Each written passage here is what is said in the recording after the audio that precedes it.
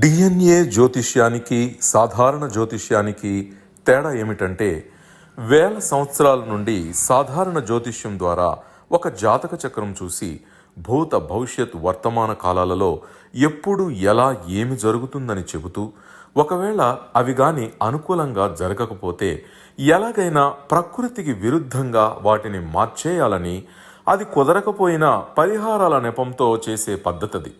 కానీ దానికి మారుగా డిఎన్ఏ జ్యోతిష్యం ద్వారా ఇవన్నీ ఎందుకు జరుగుతున్నాయని కనుగొని ఒక పని చేసే ముందే అది సరైనదా కాదా అని సరైన సమయంలో మనము తీసుకునే మంచి నిర్ణయం జీవితంలో అన్నింటిలో విజయాలు సాధించడానికి సలహాలు మార్గదర్శకాలు చెప్పే నిజమైన జ్యోతిష్య విధానం ఇది. ఏది మీకు అవసరమో మీరే నిర్ణయించుకోగలరు.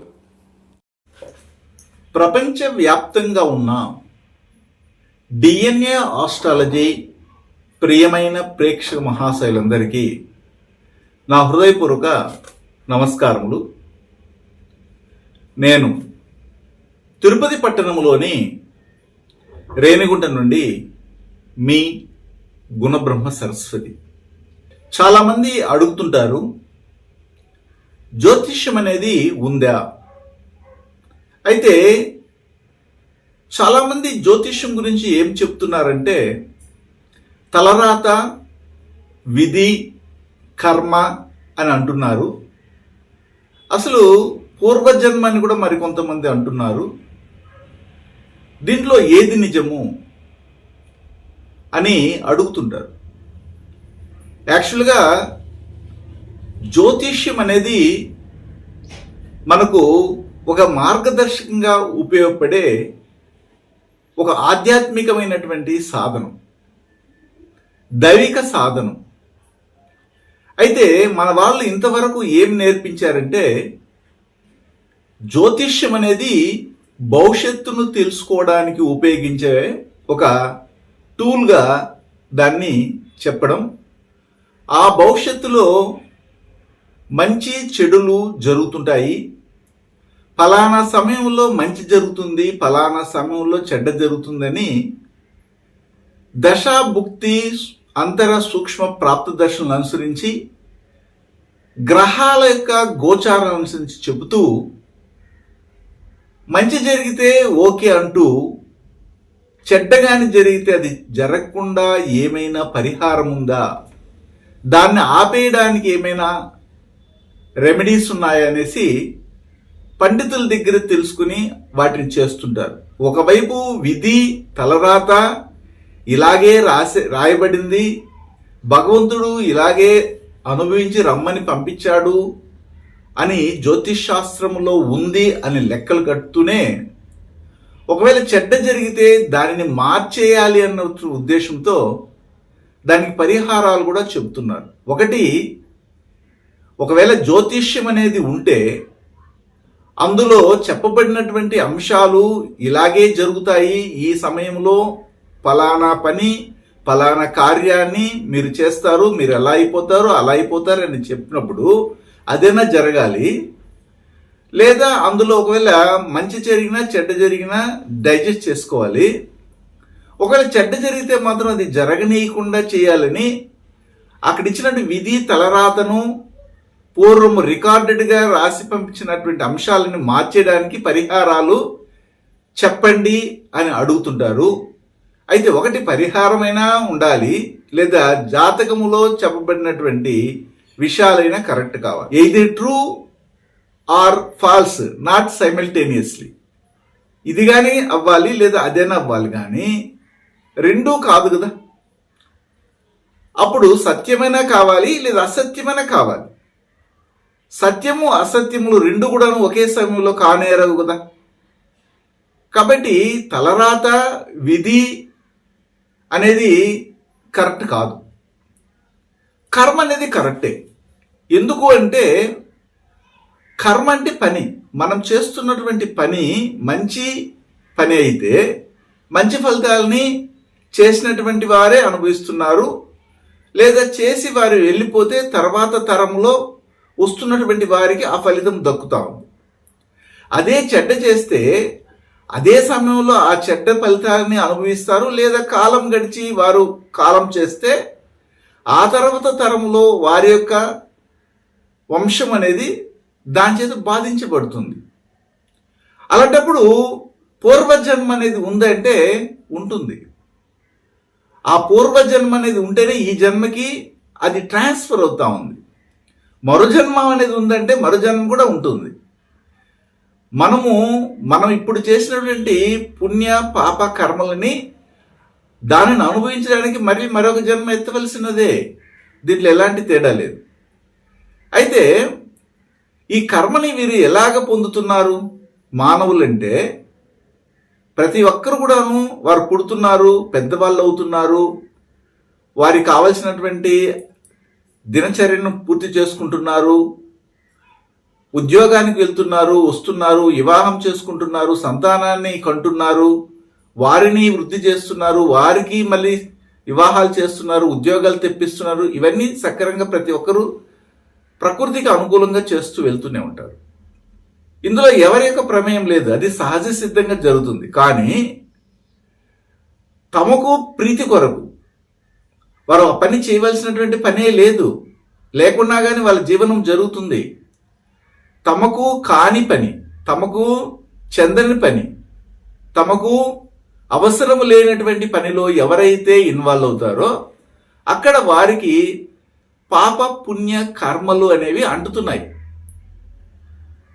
ఎలాగంటే ఉదాహరణకి మనం రోడ్లో వెళ్తుంటాము, ట్రాఫిక్లో ఉంటాము, అక్కడ ఎవరికో ఒకరికి అన్ఎక్స్పెక్టెడ్గా యాక్సిడెంట్ అయింది. ఆ యాక్సిడెంట్ అయినటువంటి వ్యక్తిని హాస్పిటల్ తీసుకెళ్ళి చేర్పించి వారికి ట్రీట్మెంట్ ఇప్పిస్తున్నారు మీరు. అయితే మీరు ఎందుకు అలాగే చేశారంటే మీ మనసు ఒప్పుకోలేదు.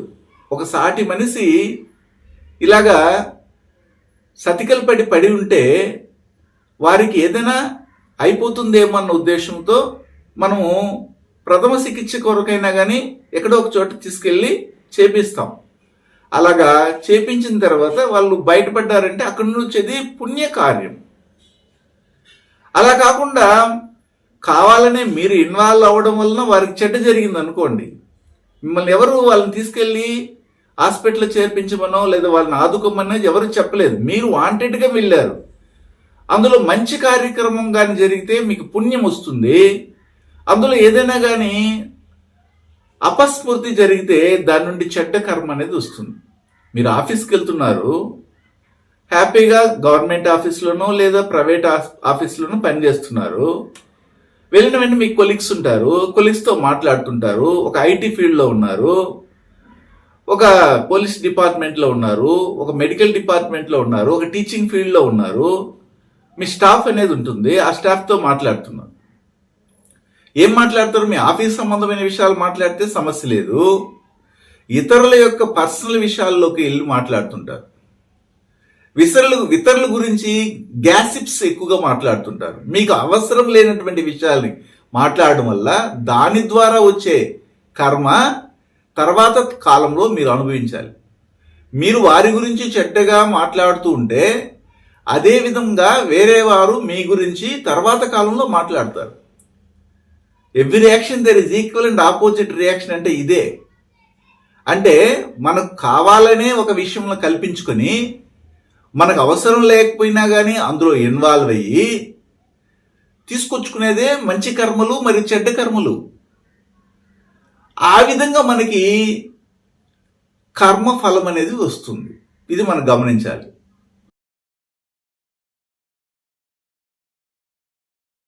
డిఎన్ఏ జ్యోతిష్యం నేర్చుకోవడానికి ఆసక్తి ఉన్న వారందరికీ గురువుగారి తరపున స్వాగతం.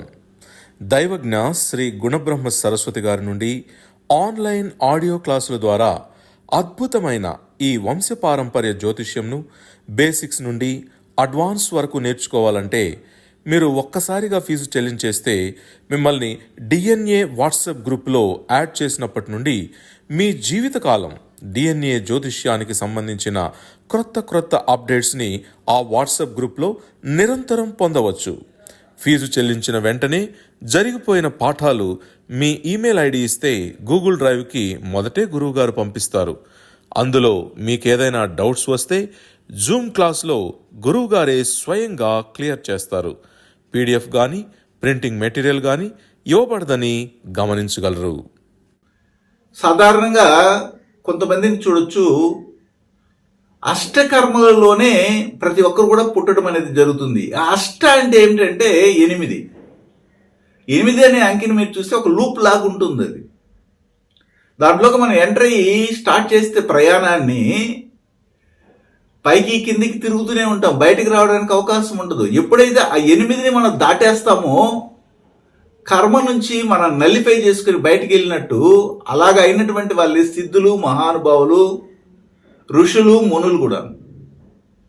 మామూలుగా మూలాధార, స్వాదిష్ట, మణిపూర, అనాహత, విశుద్ధ, ఆగ్నేయ చక్రములు 6 చక్రములుంటే 7వ చక్రంగా సహస్రార చక్రం అంటారు. ఆ సహస్రార చక్రాన్ని దాటి 8వ చక్రంలోకి వెళ్తే మీరు సాక్షాత్తు దైవంలోకి లీనమైనట్టు. అందుకే 8ని దాటేశారు అనుకోండి, ఇంకో మిమ్మల్ని అందుకునే వాళ్ళు ఎవరు ఉండరు. అందుకనే పూర్వీకులు అనేవాళ్ళు 8కి అంత ప్రశస్తత ఉంది. ఈ మధ్య కాలంలోనే కాదు, ఎన్నో వేల కోట్ల సంవత్సరాల నుండి కూడా చూసినా కానీ 8 అనే నెంబర్లోనే అందరూ కూడా వాక్ చేసేవాళ్ళు, తిరుగుతుండేవాళ్ళు. మామూలుగా ఒక డ్రైవింగ్ లైసెన్స్ కావాలన్నా కానీ అది స్కూటర్ దగ్గర నుండి 4 చక్రాల వాహనం కాకున్నా కానీ ఏ చక్ర వాహనమైనా కానీ ఆ ట్రాఫిక్ ఇన్స్పెక్టర్స్ ఏం చెప్తారంటే 8 వేయండి అంటారు. 8 నెంబర్లు వెళ్ళి రండి అంటే 8 లాగా వేసి రండి అని. అందులో సక్సెస్ అయితేనే మనకి లైసెన్స్ అనేది మంజూరు చేస్తారు. చాలా ప్రదేశాల్లో పెద్ద పెద్ద గ్రౌండ్లో 8ని వేసి అందులో తిరగమంటుంటారు, వాకింగ్. అంటే అర్థం ఏమిటంటే 8కి అంత శక్తి ఉంది. అలాగా అష్ట కర్మలతోనే ఈ ప్రపంచంలో ఎవరున్నా కానీ ఆ అష్టకర్మ నక్షత్రాల్లోనే పుట్టాలి. అష్టకర్మలు దాటి ఇప్పుడు 9 నవగ్రహాలు అన్నట్టుగా 9 కర్మలు లేవు. ఎందుకంటే కేతు అనే గ్రహానికి గ్రహ కర్మ రిజిస్ట్రే లేదు. అంటే ఎందుకు లేదంటే ఒకవేళ కేతు అనే గ్రహానికి గ్రహ కర్మ రిజిస్ట్రీ ఉంటే ఈ పుట్టుకలు మరణములు అనేవి ఉండవు, ఆడికి ఆగిపోతాయి. కాబట్టి కేతు అనే గ్రహము మోక్ష గ్రహము అని మనం చెప్తుంటాం. ఈ విధంగా మనము ఒక కర్మ రిజిస్ట్రీని మనం పొందుతున్నామంటే అది ఏ విధమైనటువంటి కర్మను మనం పొందుతున్నాము. పూర్వ జన్మ అనేది ఈ జన్మ ఎత్తినటువంటి వారికి తెలియదు. పూర్వజన్మలో పలానా వాళ్ళు పలానా చేశారని మీకు తెలియదు, ఎవరికి తెలియదు. కానీ ఈ పుట్టినప్పుడు వాళ్ళు తీసుకున్నటువంటి అష్ట కర్మలను బట్టి పూర్వజన్మలో ఏమి చేసి ఉండి ఈ జన్మలో ఈ కర్మ రిజిస్ట్తో పుట్టారు అనేది మాత్రం మన డిఎన్ఏ ఆస్ట్రాలజీ ప్రకారంగా చెప్పవచ్చు.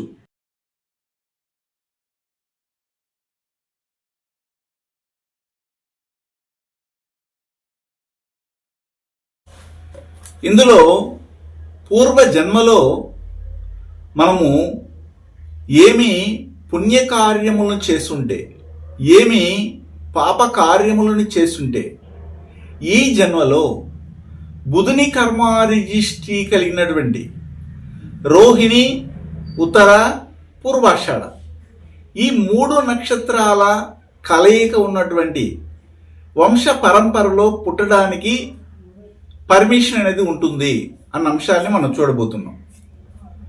జనరల్గా మనము ఈ జన్మ ఎత్తిన తర్వాత మనకి పూర్వజన్మ అనేది ఉందా? అయితే పూర్వజన్మలో మనం ఏం చేసుంటామో మనకి తెలియదు కదా. కానీ ఈ జన్మలో మనము తీసుకున్నటువంటి అష్టకర్మలలో ఒక కర్మ రిజిస్ట్రీ అయినటువంటి బుధుని కర్మ రిజిస్ట్రీతో పుట్టి ఉంటే వారి రాశి పడిన నక్షత్రం కానీ, లగ్నా పాయింట్ పడిన నక్షత్రం కానీ, లగ్నాధిపతి పడిన నక్షత్రం కానీ రోహిణి లేదా ఉత్తర లేదా పూర్వాషాఢ ఈ 3 నక్షత్రాలలో ఏదో ఒక నక్షత్రంలో పుట్టినా కానీ వారికి పూర్వజన్మ అనేది ఏ విధంగా ఉండి ఉంటుంది, మనం ఎందుకు ఈ జన్మలో ఇలాగా ప్రవర్తించాల్సినటువంటి పరిస్థితి గోచరమవుతా ఉంది అన్నదాన్ని మనము పరిశీలించవచ్చు. అయితే ఒకరు పూర్వజన్మలో వికర్మనైనా చేసి ఉండాలి, అకర్మనైనా చేసి ఉండాలి, లేదా రెండు కర్మలనైనా చేసి ఉండొచ్చు. అప్పుడు మాత్రమే మరు జన్మ అనేది ఉంటుందనేది మన డిఎన్ఏ ఆస్ట్రాలజీ కాన్సెప్ట్. అయితే ఇది తలరాతండి, అలాగే డిజైన్ చేసి పంపించారండి, ఫలానా సమయంలో ఇలా పుట్టడం వల్ల అప్పుడున్నటువంటి గ్రహ గోచారాలను బట్టి నా జాతకం ఏర్పడిందండి, దాన్ని అలాగే అనుభవించేసి రావాల్సిందే అండి అంటుంటారు.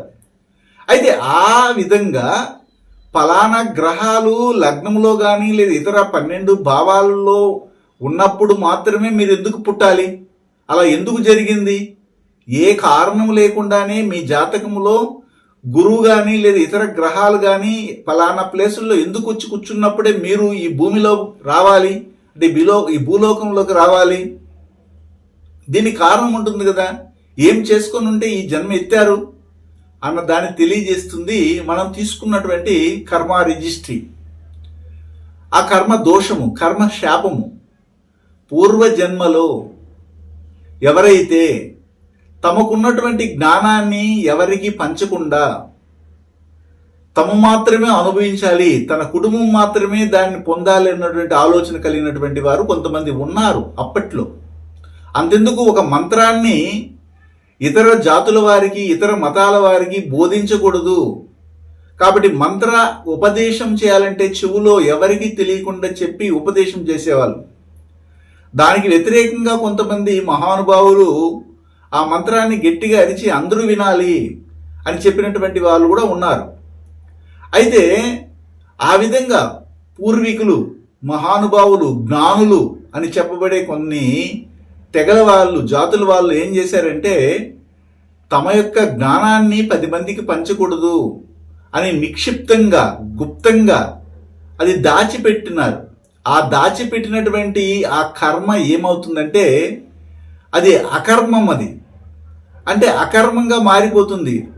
ఆ తర్వాత జన్మలో ఈ బుధుని కర్మారీష్టి ఉన్నటువంటి రోహిణి, ఉత్తర, పూర్వాష నక్షత్రాల్లో పుట్టవలసిన అగత్యాన్ని అది ఏర్పరుస్తుంది అని తెలుసుకోగలగాలి.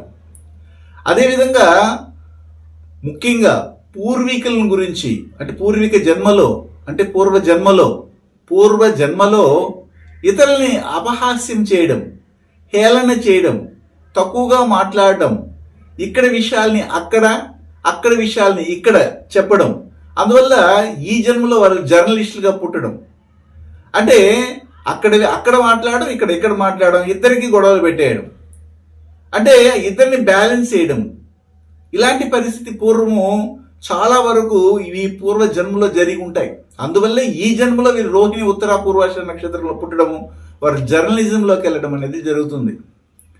అప్పుడున్నటువంటి అంటే బుధగ్రహ కర్మ రిజిస్ట్రీ ఏం చెప్తుందంటే క్యాల్కులేటెడ్గా ఉంటుంది, మ్యాథమెటికల్గా ఉంటుంది, లెక్కల్లో ఫస్ట్గా ఉంటుంది. కాలాన్ని నిర్ణయించే గడియారం కూడాను బుధుడే, ఎవిడెంట్ బుధుని యొక్క కర్మ రిజిస్ట్రీ. కాబట్టి బుధుని యొక్క కర్మ సంబంధమైన విషయాలన్నింటిలో కూడాను అంటే ఫేక్ సర్టిఫికేట్లు ఇవ్వడం, ఫేక్ డాక్యుమెంట్ల మీద సంతకాలు పెట్టించడము, ఫోర్జరీ చేయడము, ఇతరుల యొక్క ఆస్తిపాస్తులని నమ్మించి దోచుకోవడము, అలాగే ఆడబిడ్డల విషయంలో వారికి ఉన్నటువంటి అజ్ఞానాన్ని వీళ్ళు క్యాష్ చేసుకోవడము, అంటే తెలిసి చేసేది ఒక తప్పు అయితే తెలియక చేసేది మరొక తప్పు. అలాగే వాళ్ళని అజ్ఞానంలోకి దించేసి వీళ్ళకు ఉన్నటువంటి జ్ఞానంతో వారిని అనేక విధాలుగా దోచుకోవడము, ద్రోహం చేయడము, ఇలాంటివన్నీ అంశములన్నీ కూడాను ఎక్కడ వస్తాయంటే బుధుని యొక్క కర్మారిషి పూర్వజన్మలో ఉన్నటువంటి అమానుషమైనటువంటి విద్యల్ని ప్రయోగించడము, మాంత్రిక, తాంత్రిక, యంత్ర సంబంధమైనటువంటి ఈ అమానుష విద్యల చేత ఇతరుల్ని మిస్మరైజ్ చేయడము, ఇలాంటివన్నీ కూడాను బుధుని కర్మారిషితో పూర్వజన్మలో చేసినటువంటి కర్మలు అలాగే వస్తాయి. అంటే పూర్వజన్మలో మనకు తెలిసినటువంటి అంశములని ఇతరులకి చెప్పకుండా దాచిపెట్టుకోవడం వల్ల ఈ జన్మలో వీరికి స్కిన్ డిసీజ్ వస్తూ ఉంది, ఈ జన్మలో వీరికి స్పైనల్ కార్డ్ ప్రాబ్లమ్స్ వస్తుంది, ఈ జన్మలో వీరికి ఫిట్స్, పక్షవాతం వస్తూ ఉంది. అదేవిధంగా అది ఈ బుధుని కర్మారిష్టి అంటే బ్రెయిన్కి సంబంధమైనటువంటి విషయం. జ్ఞానం అనేది బ్రెయిన్లో ఉన్న నరాల సంబంధమైన సమస్య ఏర్పాటు చేయడం. పూర్వం ఆ విధంగా వారు దాంట్లో అకర్మణ చేస్తుంటారు. అందువల్ల ఈ జన్మలో ఇలాంటి పరిస్థితి. పూర్వజన్మలో వేరే క్యాస్ట్తో సంబంధమైనటువంటి వారితో అక్రమ సంబంధాలు పెట్టుకొని కొనసాగడం, ఇలాంటి వల్ల ఇప్పుడు ఈ జన్మలో వీరి కుటుంబంలో అక్రమ సంబంధాలు ఉన్నా కానీ లేకపోయినా కానీ, ముఖ్యంగా ఇంటర్ క్యాస్ట్ మ్యారేజ్లోకి వీళ్ళు వెళ్ళిపోవడం, లవ్ మ్యారేజ్లోకి వెళ్ళిపోవడం, లేచిపోవడం, ఇలాంటివన్నీ జరుగుతున్నాయి. అంటే ఒక కర్మారిష్టి మనకి ఊరక రాదండి, మన జాతకం ఊరికి అట్లా ఏర్పడదు. అలాగన్నప్పుడు ఈ కాలచక్రం అనేది ఇలాగ పరిభ్రమిస్తూ ఉంది. ప్రతి ఒక్కరికి కూడాను సరైనటువంటి న్యాయాన్ని అందిస్తూనే పోతుంది. ఎవరు ఏమి చేశారు అవన్నీ కూడా రిజిస్టర్ అవుతూ ఉంటుంది. ప్రతి ఒక్కటి రిజిస్టర్ అవుతూ ఉంటుంది. ఎవరు ఏమి మాట్లాడినా రిజిస్టర్ అవుతుంది. ఎవరు ఏమి చూసినా అది రికార్డ్ అవుతుంది. ఎవరు ఏమి తిన్నా, ఏమి చేసినా, ఏమి నోట్లో మాట్లాడినా, మన యొక్క దశేంద్రియములు ఏమేమి అవి స్పందిస్తున్నాయో వాటన్నిటిని రిజిస్టర్ చేయగలిగే శక్తి కాలానికి ఉంటుంది. దాన్ని మనం ప్రకృతి అంటున్నాం, దైవము అంటున్నాం. కాబట్టి అవన్నీ కూడాను ఈ కాలము చాలా వరకు జ్ఞాపకాన్ని పెట్టుకొని దాన్ని తీసుకెళ్ళి అలాగే మళ్ళీ ఇచ్చేస్తుంది. ఇప్పుడు మనం మంచిగా ఒక కుక్క పిల్లని పెంచినప్పుడు దానికి అన్ని నేర్పిస్తాం. ఒక బాల్ అలా ఇసిరినప్పుడు అది వెళ్ళి తీసుకొచ్చేది నేర్పిస్తాం. అలాగా బాల్ ఇసిరినప్పుడు తీసుకెళ్ళి ఇస్తుంది. అదే ఒక బాంబుని ఇసిరినారనుకోండి, దాన్ని కూడా తీసుకొచ్చి నీ జోబులో పెడుతుంది. అంటే ఏమిటి? కర్మ మంచిని చేస్తుంది, చెడ్డని చేస్తుంది. మీ ఇంట్లో నిశ్వాసంగా ఉన్నటువంటి కుక్కే దీనికి నిదర్శనం. అదే కాలము, అదే కర్మ. ఆ కర్మ మనం చేసింది. గురువు గారి నుండి డిఎన్ఏ ఆస్ట్రాలజీ ప్రకారంగా మీ జాతక పరిశీలన చేయించుకుని సలహాలు, మార్గదర్శకాలను పొందాలంటే మా త్రిశక్తి డిఎన్ఏ ఆస్ట్రాలజీ యూట్యూబ్ ఛానల్లో మరిన్ని వీడియోలు చూసి ఒక అవగాహనకు వచ్చాక మీకు ఉపయోగపడుతుందనిపిస్తేనే ఫోన్ ద్వారా కానీ లేదా డైరెక్ట్గా కానీ అపాయింట్మెంట్ కొరకు సంప్రదించగలరు. దానికి నేర్పించుంటాం. ఒక వస్తువుని అక్కడ వేస్తే దాన్ని తీసుకొచ్చి ఇవ్వాలి. ఇది దానికి నేర్పించే విధానం. నేర్పించేశారు. అది ఒక వస్తువుని, మంచి వస్తువుని వేశారు, బాగుంది, తెచ్చిచ్చింది, హ్యాపీ అయినావు. అదే ఒకరిని నాశనం చేయాలని చేసినటువంటి ఒక బాంబుని ఇసిరావు. ఆ ఇసిరినప్పుడు అది ఎక్కడైతే ఉందో అదే సమయంలో వాళ్ళు బదులుగా నువ్వు దహనం అయిపోతున్నావు. అంటే ఈ కర్మ ఏ విధంగా ప్రవర్తిస్తుందో చూడండి. ఆ కర్మ నేను ఎందుకు ఇలా పుట్టానండి, నాకు తెలియదండి, నా జన్మ రహస్యం ఏమిటండి, చాలా మంది అడుగుతుంటారు జాతక పరిశీలన తీసుకునేటప్పుడు. ఎలాగ అడుగుతుంటారు? నేను ఎందుకు పుట్టానండి, నా జన్మ రహస్యం అంటే ఇప్పుడు నేను చెప్తున్నట్టు వీడియోలు అన్ని కూడా మీరు కానీ 1 by 1 వినగలిగితే దీనికి సంబంధించిన లింక్ కూడా పెడతాను. మిగిలిన గ్రహాల యొక్క కర్మ రిజిస్టర్ లింక్ కూడా పెడతాను, దాన్ని వినండి. ప్రతి కుటుంబంలో కూడాను ఒకే కర్మ రిజిస్టర్ అందరూ పుట్టరు. ఒకరే పుట్టినా కానీ వాళ్ళకి 2 రిజిస్టర్ కర్మ రిజిస్టర్ ఉండదు. అతీతమైనది కొంతమందికి అయితే 3 కర్మ రిజిస్టర్లు ఒకటే ఉంటాయి. రాశిపడి నక్షత్రము, లగ్న పాయింట్ పడి నక్షత్రము, లగ్నాధిపతి పడి నక్షత్రము ఒకటే కర్మ రిజిస్టర్ ఉన్నటువంటి వాళ్ళు, బుధుని కర్మ రిజిస్టర్ ఉన్న వాళ్ళు, లేదా అష్టకర్మ రిజిస్టర్లో ఏదైనా ఒక కర్మ రిజిస్టర్ ఉన్నటువంటి వాళ్ళు ఉంటారు. అలాగే అరుదైన జాతకాలు కూడా ఉంటాయి.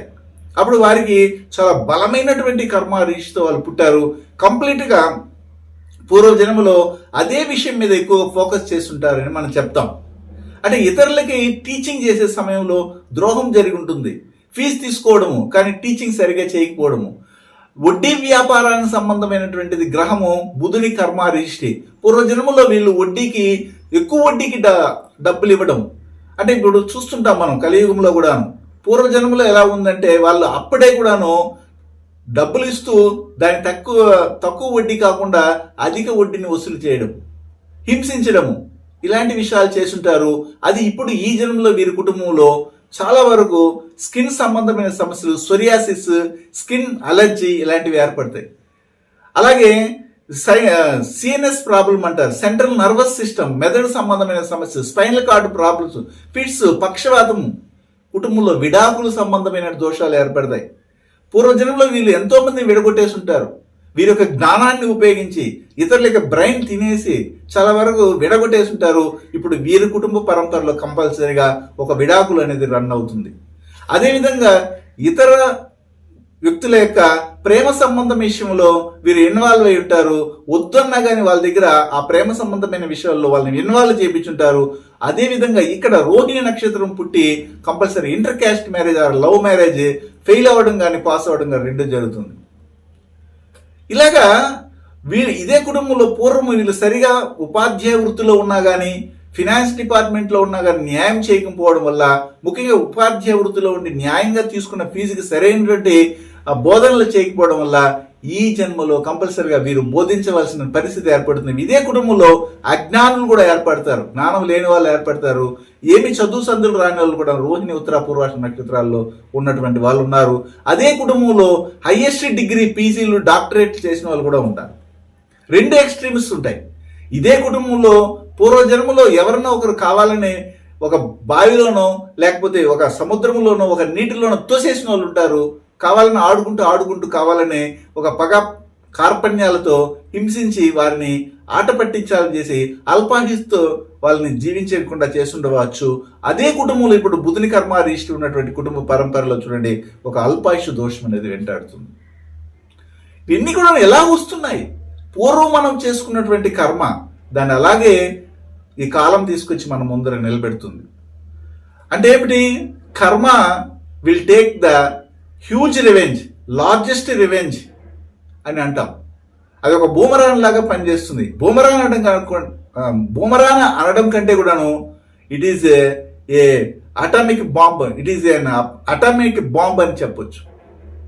ఒక అటం బాంబు లాగా వచ్చి పడుతుంది మన పైన.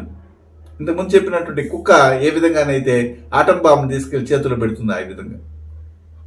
ఇవన్నీ కూడా మనం గమనించాలి. ఇప్పుడు బుధుని కర్మ రిషిలో కుటుంబంలో మళ్ళీ పుడుతున్నారు. వాళ్ళ వంశము ఎక్కడైతే ఈ బుధుని కర్మ రిషితో ఇబ్బంది పడుతుందో అదే కుటుంబంలోకి పూర్వం చేసినటువంటి పాపకర్మలు అనుసరించి వీరిని తీసుకెళ్లి వదులుతుంది. ఊరిక వచ్చి మీరు ఆ కుటుంబంలో చేరు, నేను ఎందుకురా ఈ కుటుంబంలో పుట్టారనేసి చాలా మంది బాధపడే వాళ్ళు ఉంటారు. ఆహా, నేను ఈ కుటుంబంలో పుట్టాను, చాలా సంతోషంగా ఉన్నానని ఆనందపడే వాళ్ళు ఉంటారు. అందరూ లెజెండ్ కుటుంబాల్లోనే పుట్టరు, అందరూ భిక్షగాల కుటుంబంలోనే పుట్టరు, అందరూ రోగిష్ట కుటుంబంలోనే పుట్టరు, అందరూ ఆరోగ్యవంతుల కుటుంబాలని పుట్టరు. ఆ పుట్టడము పుట్టకపోవడము నిర్ణయించేది మీరు పూర్వం చేసినటువంటి పాప పుణ్య కర్మలే. దాన్ని బట్టి ఈ జన్మ అనేది ఏర్పడింది. ఇది ట్రాన్స్ఫర్ అవుతుంటుంది. ఇది ఒక సైకిల్. ఇది ఎవరో నిర్ణయించింది కాదు, మీరుగా నిర్ణయించుకునే ఆ యొక్క జన్మని ట్రాన్స్ఫర్ చేసుకుంటూ ముందుకు వెళ్ళడం అనేది జరుగుతాం.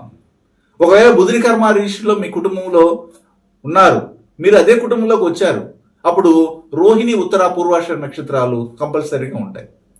అదే కుటుంబంలో కన్యారాశి కన్యా లగ్నము, మిథున రాశి మిథున లగ్నం వాళ్ళు కంపల్సరీగా ఉంటారు. అలాగా ఉంటారు. వారి వల్లనే వీరికి లాభం ఉంటుంది, వారి వల్లనే వీరికి నష్టం ఉంటుంది. వీరి మేనమామ వలన నష్టం ఉంటుంది, లాభం ఉంటుంది. మేనమామ మాట అన్నిటికీ వినకూడదు. అలా విన్న వాళ్ళు నష్టపోయిన వాళ్ళు ఉన్నారు, అలా విన్న వాళ్ళు కొంతమంది బాగుపడిన వాళ్ళు ఉన్నారు. రెండు ఎక్స్ట్రీమ్స్ ఉంటాయి. అయితే ఏది కరెక్ట్ ఏది కరెక్ట్ కాదు అనేది ఒక ఇంకిత జ్ఞానంతో మీరు ఆలోచించి నిర్ణయాలు తీసుకోవాల్సిన అవసరం మీపైనే ఉంటుంది. అదేవిధంగా టీచింగ్ ఫీల్డ్, రోహిణి ఉత్తర పూర్వాష నక్షత్రాలు ఏ కుటుంబ పరంపరలో కనెక్ట్ అవుతుందో ఆ కుటుంబ పరంపరలో టీచింగ్ ఫీల్డ్ ఉంటుంది. అదేవిధంగా ఫినాన్స్ డిపార్ట్మెంట్ ఉంటుంది.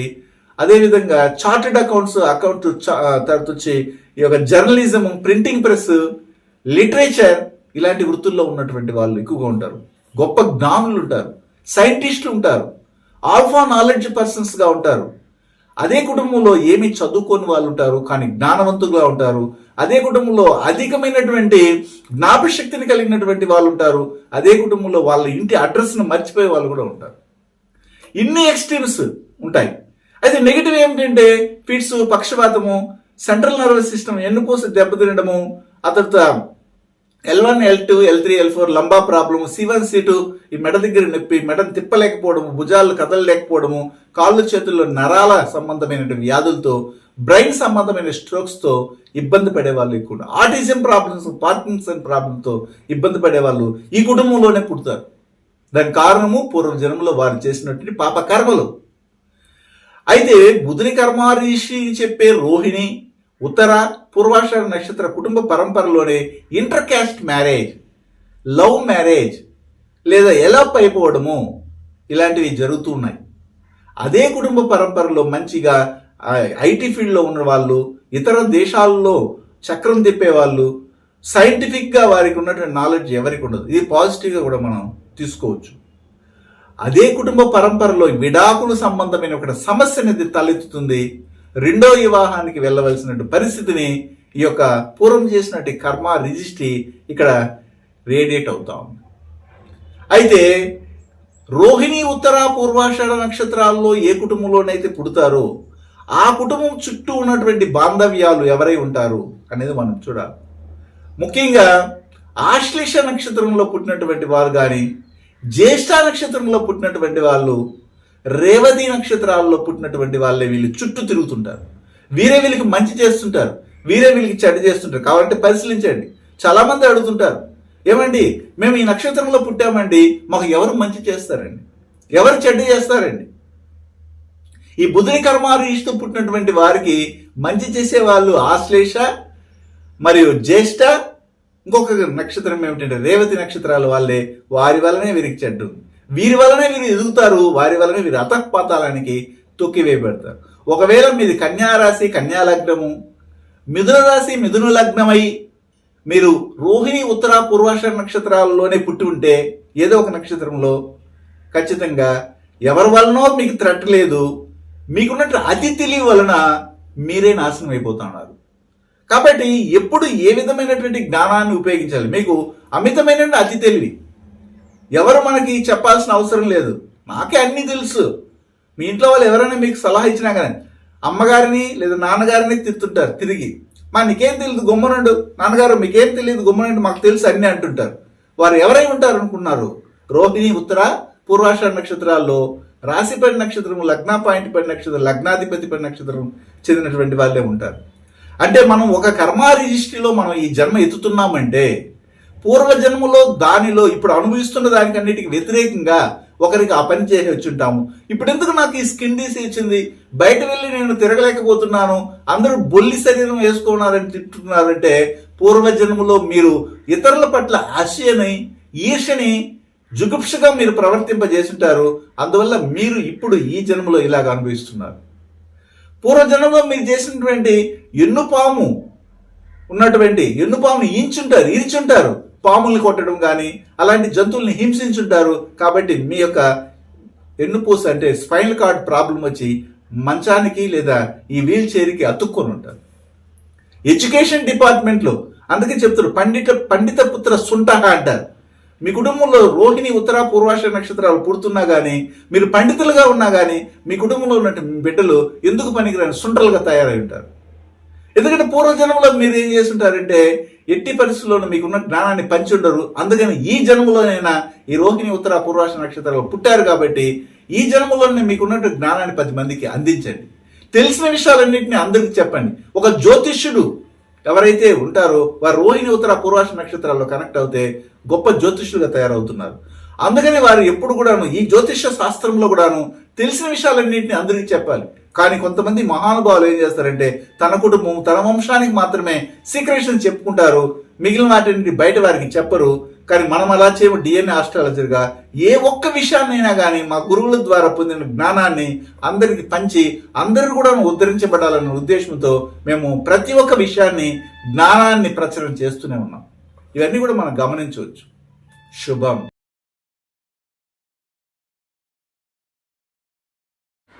ఉచితం ఉచితం ఉచితం. పూర్తిగా 24 కర్మ విమోచన హోమాలు ఉచితం.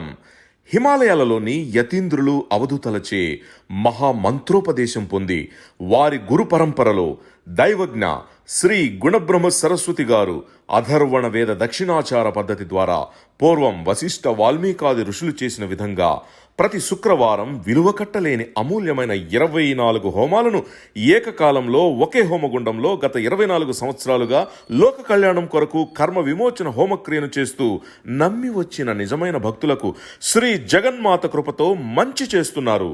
ఇటువంటి హోమాలలో ఉచితంగా పాల్గొని కర్మ విమోచన పొందాలనే ఆసక్తి ఉన్నవారు కనీసం 1 నెల ముందుగానే గోత్రనామాలను నమోదు చేసుకోగలరు. అడ్రస్ శ్రీ త్రిశక్తి పూజా మందిర్, తిరుపతి దగ్గర, రేణిగుంట, ఆంధ్రప్రదేశ్.